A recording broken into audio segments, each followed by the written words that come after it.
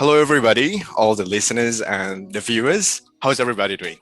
I hope you guys doing well. I know it's such a craziest time in our history where we couldn't go out as usual to socialize and meeting our friends, hanging out. So I know it's been struggle for everyone to maintain our both physical and mental health. But I know some of you might be surprising in a good way because this is something new that we haven't done before in our YouTube channel and also in our CAUSINDY podcast. So just for your information, for your records, we're gonna have an alumni talk where we're featuring our CAUSINDY alumni to grab some stories from their experiences. So this is gonna be the very first kickoff of our alumni talk. So in the next 30 up to 45 minutes, we'll be discussing about an interesting topic, which is about traveling and mental health in the middle of this pandemic. We'll be talking about this with our aspiring CAUSINDY alumni. Her name is Olivia Purba. We'll be exploring mainly about the topic, but we can also learn from Olivia's stories. So Olivia Purba is one of CAUSINDY alumni who is professionally a development consultant. Interestingly, she's also a traveler herself. And an author of 4 non-fiction books. Such an interesting and also an academic book.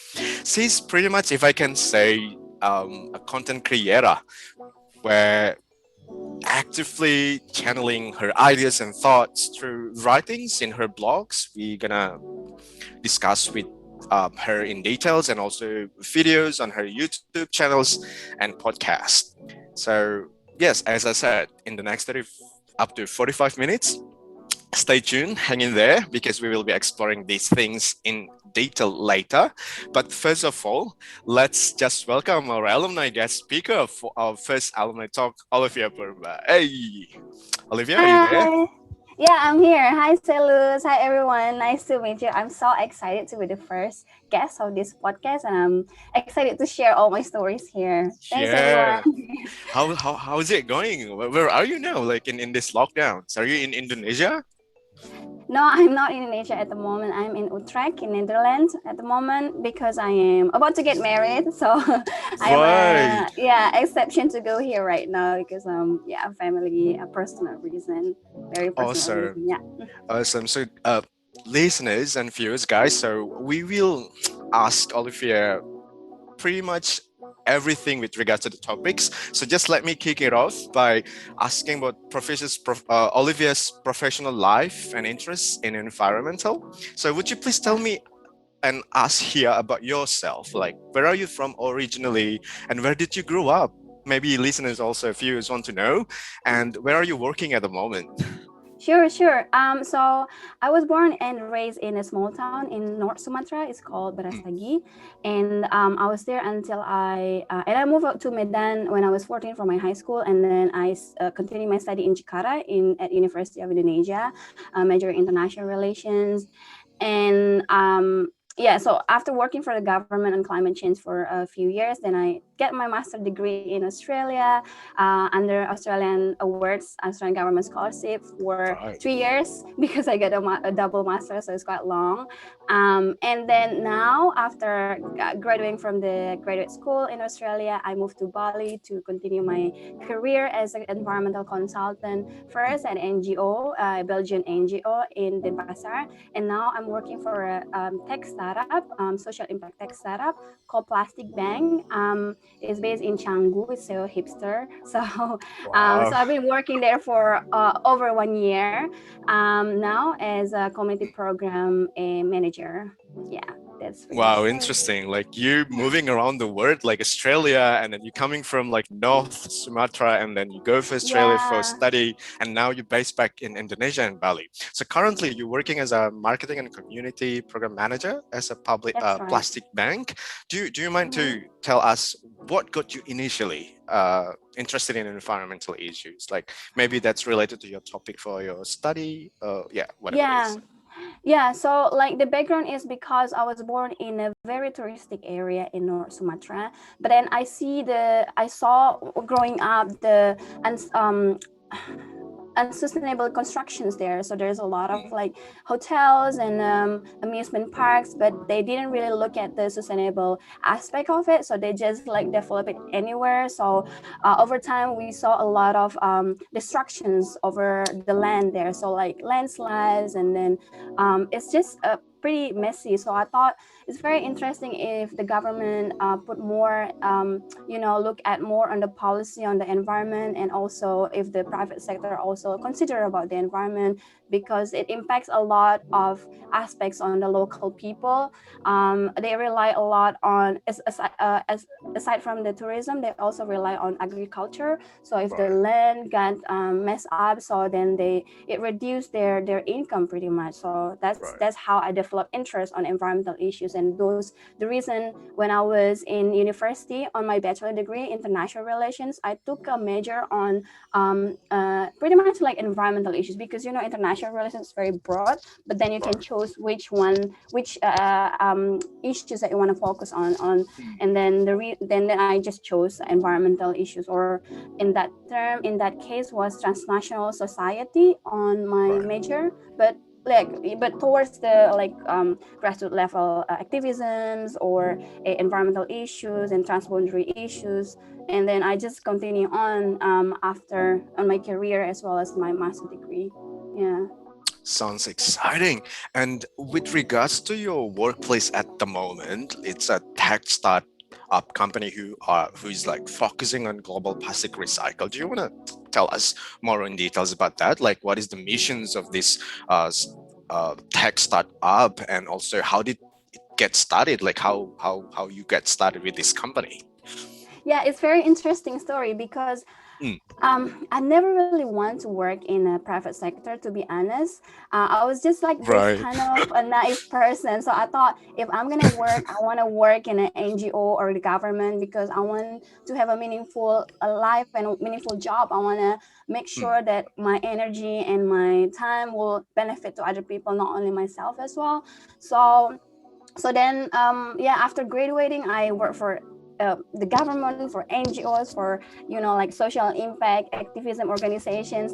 But then yeah. when I was stuck in Argentina during pandemic Right. last year, I was approached by a recruiter on LinkedIn asking if I'm interested Oh, in this job opportunity. So right. I thought was that's very lucky of me, because everyone's losing job while I was Exactly. being Yeah. approached, yeah, for this job. And I was searching what kind of organization, what kind of thing is this. I know a startup is very happening these days, but I wasn't really like into that until I was approached by this recruiter. So then I searched.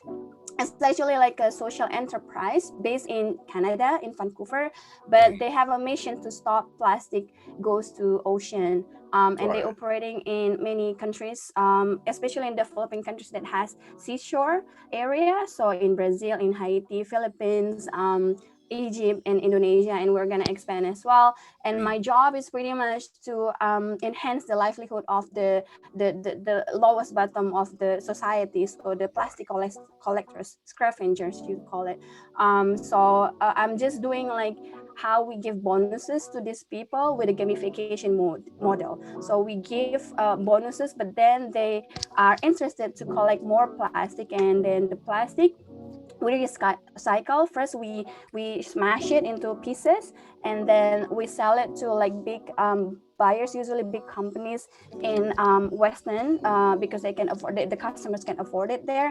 So for instance, for Gillette, Coca-Cola, SC Johnson. SC Johnson is a big companies in Canada and US. And yeah, I can't have it in the top of my mind, but it's pretty much a Right. big companies abroad. And then they recycle, and it's usually become like household a product, like household, like Windex, for instance, Right. or yeah. So yeah, that's my job is not in the supply chains, but more into like making sure that the collectors get benefits, get the best out of it. Yeah.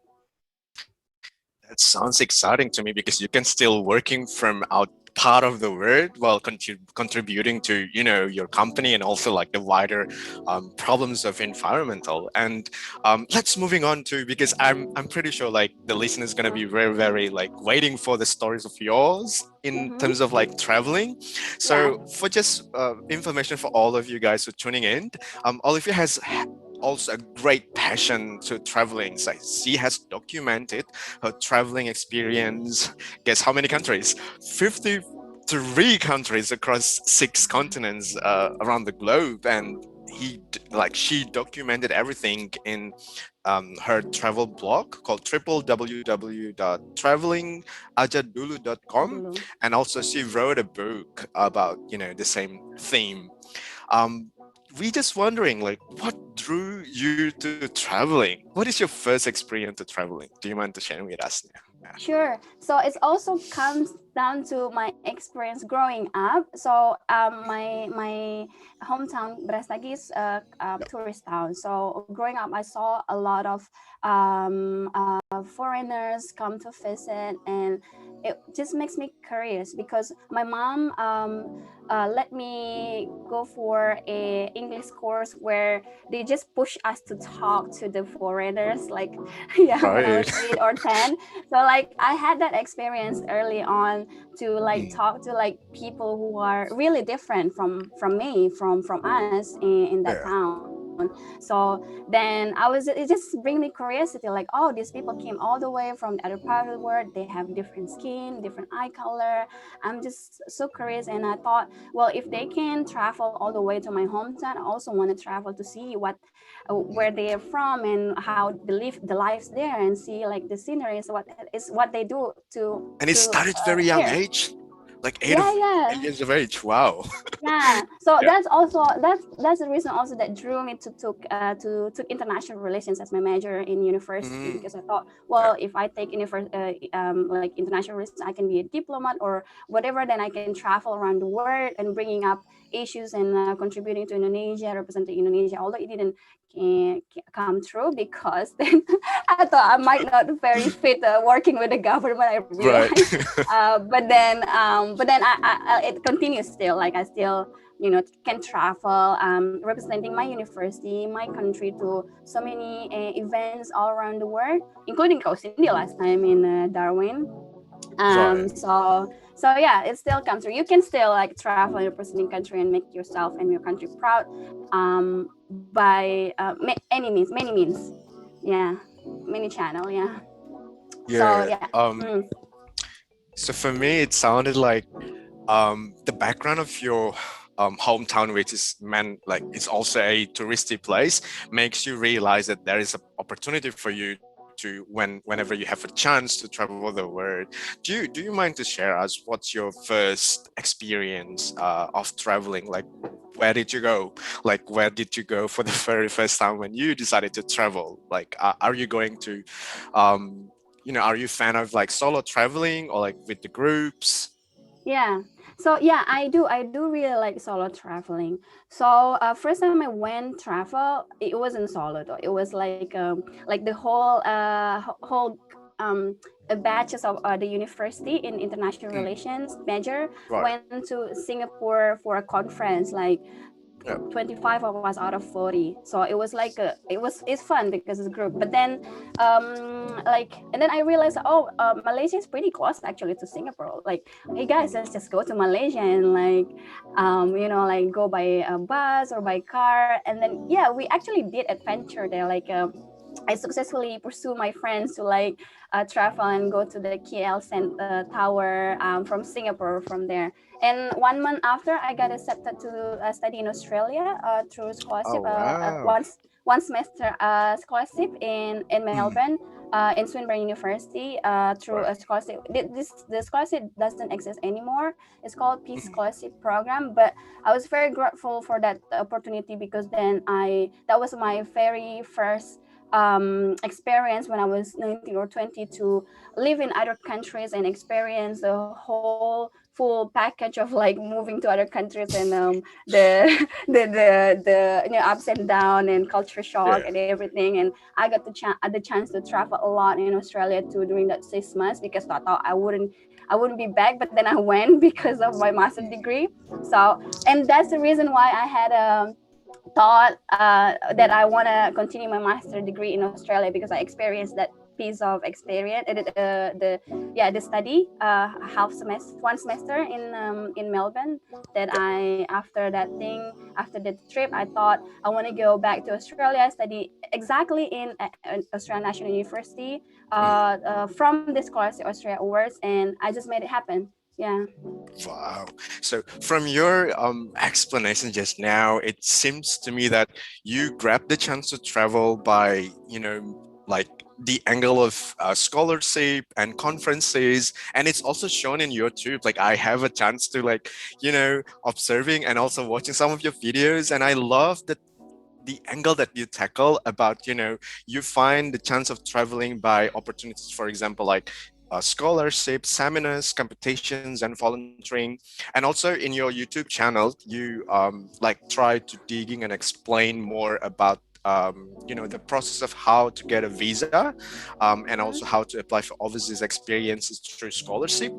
Mm-hmm. Do you mind to share for the listeners and the viewers? Do people often find these processes in applying for visa overwhelming and overly like complicated? What do you think? Yeah, yeah, absolutely. So it's not really an easy process, because like Wow. as an Indonesian passport holder, there is a lot of barriers for us to travel. It's just different from like a stronger passport like U.S. passport, Australia passport, etc. Because as you might experience already, we need a piles of documents just to apply for visa, on top of the cost that we need to pay to get a visa. And it's not even like guaranteed that we can get a visa, right? Right. So the documents itself to collect it takes a lot of time, because it's just the whole identity, and then you need to prove that you have money, and Mm, you need to have you have job, you're studying, and what you're gonna do after the trip. Are you gonna go back to Indonesia? They just need to prove that you will go back to Indonesia and not using that visa tourist opportunity to like work maybe.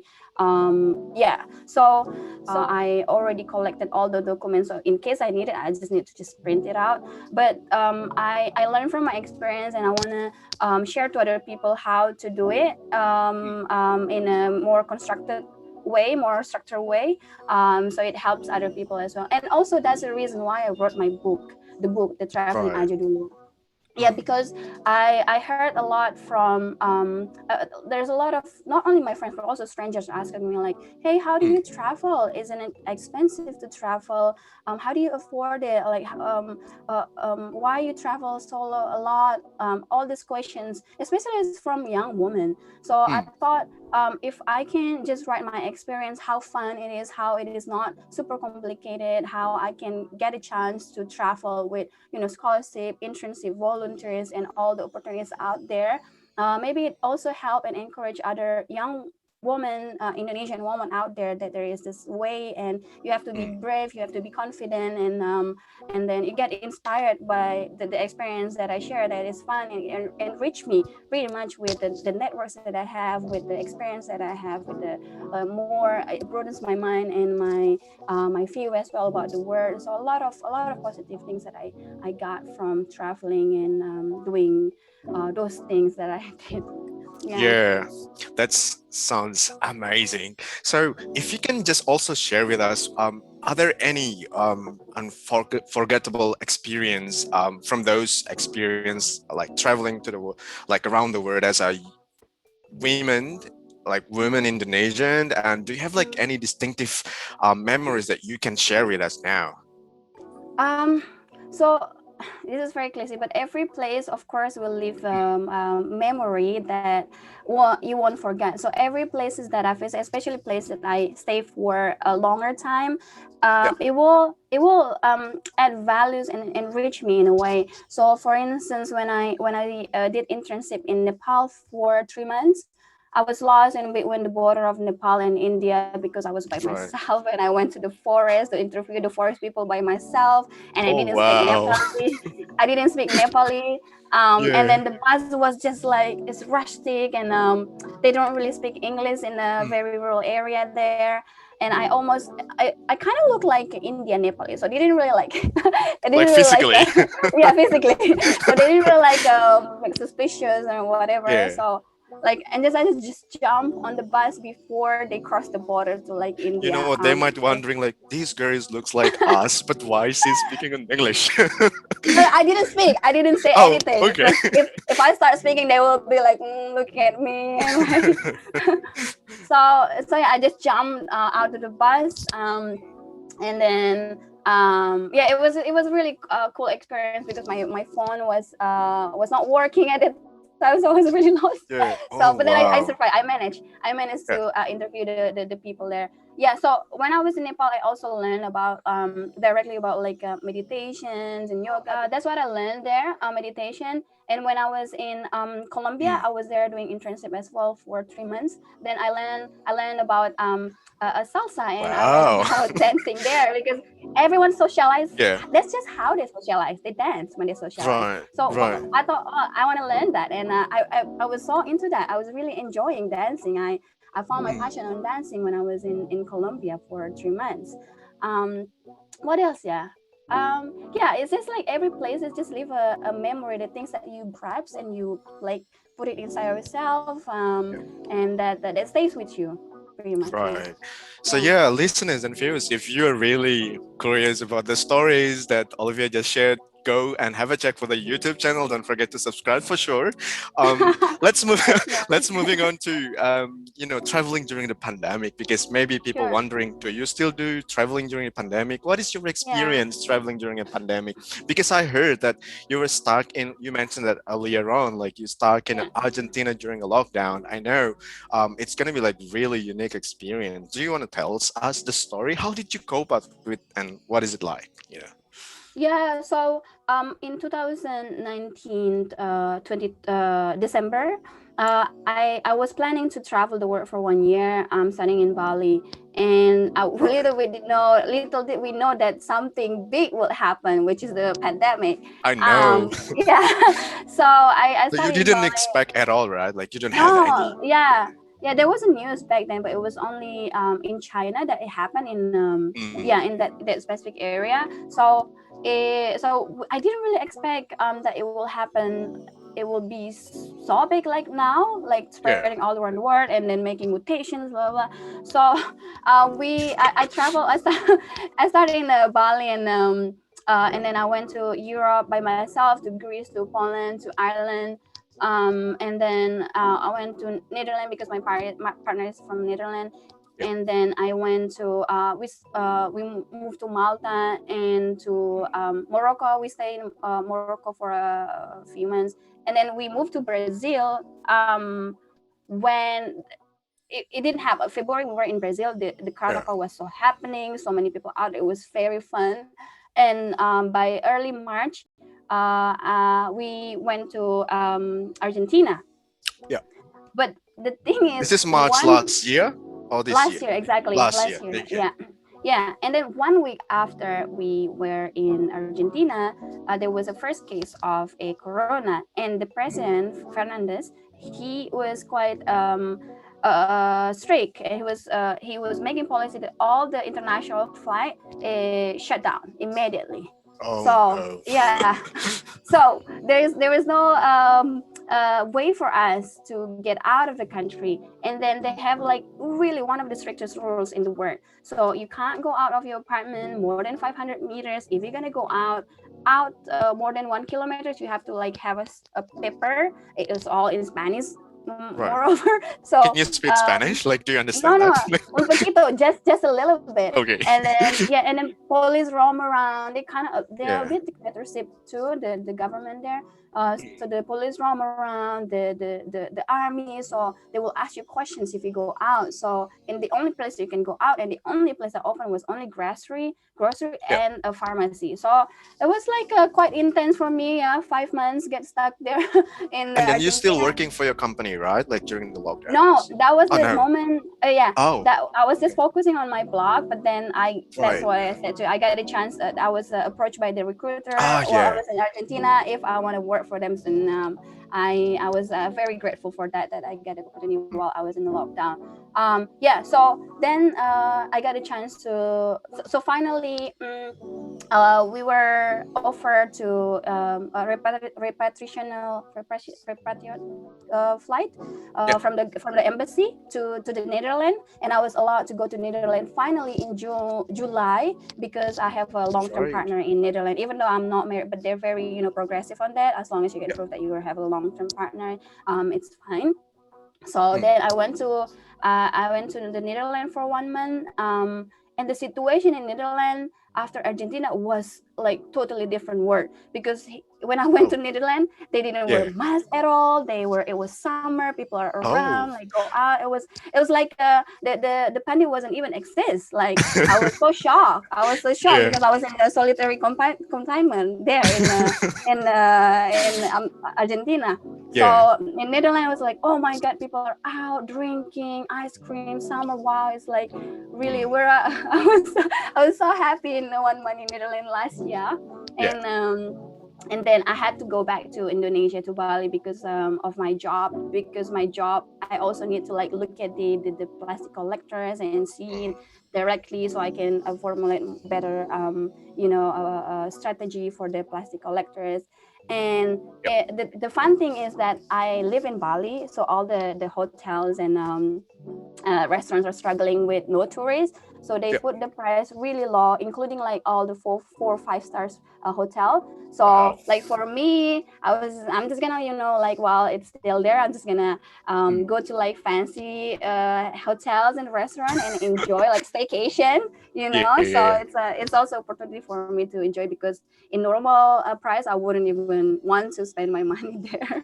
Yeah, I think I read one of your story in your blog about staycation in Bali during the pandemic, but we're gonna go back to that in later. Sure. But let's Yeah. just go back to the period of you stucking in lockdown in Argentina. How did you cope with that? Like you mentioned that March Mm. to yeah, several months, and finally do the flight and did the flight to Netherlands. How did you Yeah. cope with the tension and everything's happening because you are international visitors and you're not in your home country? How did you feel about it? Yeah, the thing is I travel a lot. I'm so used to being in my outside of my comfort zone, so it Mm, wasn't really, people were so worried like, oh, how do you, are you okay, do you need something, like they're so worried, but I was just fine pretty much. yeah, And but then I realized that a lot of people, I saw an article, I saw on a Instagram post that a lot of people have mental breakdown because they lose their job, they cannot go out, or yeah, they're in lockdown, strict lockdown. So then I share about my about the book that I wrote, Daily Routines to Be a Happy Person, because I yeah. experienced before, when I was living in Australia during my master degree, I had a mild depression, Oh, because I really? Mm. was, yeah, I had a mild depression. And I was so thankful when I was in Australia because they provide for students the counselor, which was for free as well, so you can talk to them and discuss with them what's the problem. For me back then it was because of personal problem. I had a like breakup with my ex-boyfriend, and then I had a seasonal affective what was that, so like a winter blues. So I don't really like winter, it makes me depressed too. It somehow changed my mood. And yeah, and then the pressure from university, I had a lot of, so it was just a compilations of a lot of things. So I went there, and then I asked if I can get like shortcut like medications or so, because I don't want to be in that situation, especially because I was about to get an exam, so I need to like to be able to be focused and stuff. And Yeah, back then I wasn't even like have a desire to get up from the bed, and I start thinking about, oh, what is the purpose of my life, like the sign of depression. And yeah, So then they said, well, you can't really do that. Maybe it's still a symptom of mild depression. So you can, like start alternative, like look at the other alternative that can make you bounce back from your feeling from the situation. So I started like doing research on what can I do, and there are a lot of tips and alternatives that you can do that to support the mood, like so dopamine, oxytocin, endorphin, serotonin, those happy moods that your brain can produce. So I start doing all the things that I need to do something. So I start doing the things that they suggested, which is like routine sports and meditations, yoga, journaling, reading particular books, watching particular movies that support support your produce the hormones.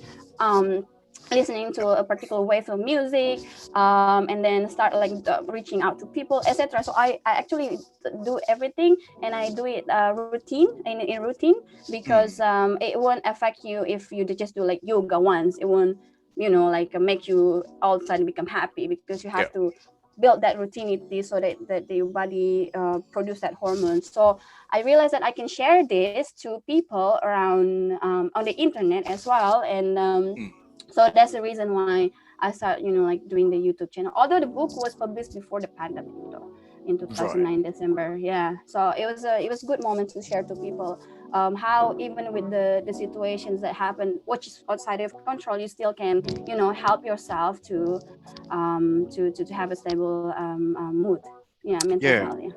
Mm. So, talking about your books, you said that you published during this pandemic, and the book title itself is Daily Routines to Be a Happy Person.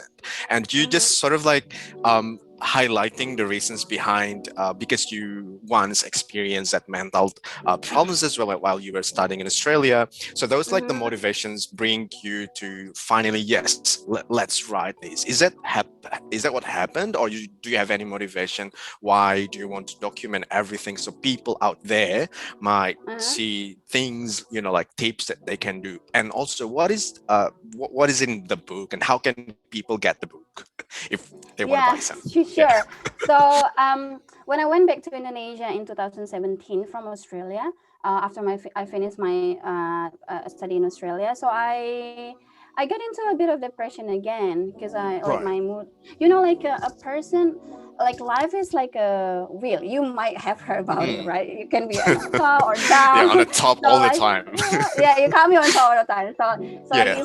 sometimes you fell down. And yeah, when I went back to Indonesia, I felt down because it's like reverse culture shock. So I have to adapt in a new Mm. life, and I didn't really have a lot of friends in Bali at that time. But I wanted to be in Bali, to move to Bali for a job. And um and then I have to like adapt with a new job, and I didn't have friends, and I broke up again Yeah. with the boyfriend in Australia because I moved country. So I Right. was a bit depressed, and then I wanna go back to consular there, but I couldn't find it. It was hard Mm. for me to get a access. It's not like in Australia you can just like just jump up in the morning and then they will schedule you. So I thought, and I was searching for information on the internet. Is very it's not really many Yep. information in Indonesia. So I thought maybe people still think that this mental health is still taboo, and they thought maybe it is something that is not very common in Asia. Although I think everyone will experience the breakdown. Like there might be something hard that happened in someone else's life, and they feel Yeah. sad and depressed.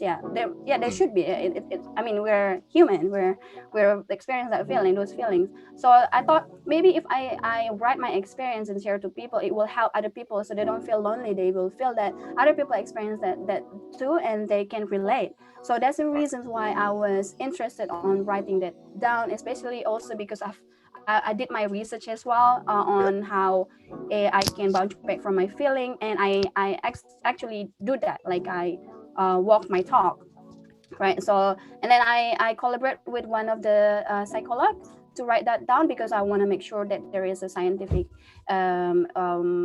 reasons and scientific research behind that too. I don't want to be just like this guru that talk without Mm. the backup reasoning. So like, Yeah. yeah, I collaborate with one of the psycholog, and then we make it is designed for young people, so they're interested. So a lot of graphs, a lot of like illustrations, a lot of and then the writing is also very big, bold, and there is like summary, so people are Mm. interested in reading it, especially young people. Yeah, so I'm pretty happy that the publisher also very supportive on that, and they make it really just easy to read for young people. So yeah, it's Yeah. public. You can access it on you can buy it on Mm. the how do I say on the internet, on the website. It's the Right. Diva Press. But if you Yep. can, yeah, you can check on my. Where should I put the link? Yeah, Well, I I guess have a maybe. grasp on looking on the cover. The cover Yeah, design is sort of like eye-catching. Like you try to, yeah. because you wanted to deliver, portray a message of be happy, and I Mm, really interested in the cover itself. Like I tried to Google it up, and I saw the mm, cover. It's really interesting, and it matched with what you said, that you try to boosting up youth to be engaged to what you've been through. And yeah, if you yeah. guys want to, all the listeners and viewers, if you keen on to know the details about the book that Olivia wrote about daily routines to be happy person, you can just jump in. And the publishers is a big one as well in Indonesia, so that's So quite, yeah, yeah. so it's in Diva Press, press with double S, Yeah. -online.com, and you can check the book there. Yeah, So there check we it go, out, guys. guys. Check it out and buy some, and digging more about how to be happy and its daily routines. So back to one questions that maybe listeners and also viewers keen on to know. Do you have any tips how to keep up routines or look after your mental health during pandemic? Maybe like one or two, and how important is mental health at this time, in your opinion? So yeah, of course, it's very important because especially these days that situation is very unpredictable with the new variant of COVID, the Delta variant, and Indonesia also at the moment PPKM darurat. Yeah. For me, what I will suggest that is to I think meditation helps me a lot on Mm. making sure that I have a more like stable, more presence, more yeah, in a constant well-being, because meditation Grounded. has also Yeah. grounded, exactly, yeah. Meditation has also been proved to help you to be calm, to understand the situations that are being like anxious about it. That one. So when I wake up in the morning, I always spend like 5 to 10 minutes to meditate before I start everything, because it helps me. It's just better. It's easier for me with like process of my thought, to process my thought. So that one, and then the other one is before I go to sleep, I usually journal. So I write down my feeling, the situation. So it helps me a lot on tracking of my feelings and understanding the situation. If I read back how I feel, I saw the progress. I can see the progress if I trace down. And aside from that, it also helped me to actually write the book because then I see, oh yeah, I thought about this, Yeah. yeah, a few months ago. So and then I can just link everything up. So yeah, so those are the main things that I really religiously follow, the routine. Yoga I do like 2-3 times a week, and I always it's just helpful aside from keeping my mental health, but it help like my postures and like keeping me healthy as well. And yeah, those things a lot. I wrote like 14 tips on my book, but those three Wow. I follow very constantly. Yeah. There Mm-hmm. you guys. There are like three main tips, but you can have like 14 other Yeah. ones in the books itself. So go and grab Yeah. some of them in the books as well. So Yeah. we I would mean, love, yeah, yeah. I mean, it's not rocket science. It's like some people yeah. also doing it. It's Mm. just like being consistent on that. That's the most important things. And I also Yeah. like emphasize the scientific reasons why it's important in the book. Yeah. Awesome. Yeah. Awesome. So we would love to know as well, like when the pandemic is over, where is the first place you wanted to travel? Oh, that's hard question. So actually, I have a ticket to Georgia. I Oh booked it yeah. before pandemic. Yeah, Right. not the U.S. Georgia country in the Yeah. Middle Asia. Yeah. Yeah. So I had the ticket there because I get the miles, so I get a free ticket to Georgia. But then I Right. couldn't use it now because of the pandemic Oh, and other situation. So it's still hanging there 1 year. So I have right. to remind them that I have that ticket and let me go when the pandemic is over. Yeah, that's Yeah, like your first bucket list once this madness is over. yeah. So yeah, I like to go to countries where which is not mainstream. So yeah, this is Interesting, unique. Yeah. interesting. So there's gonna be ideas of people who also love traveling. You can just go to a country that it's not mainstream, as what you said.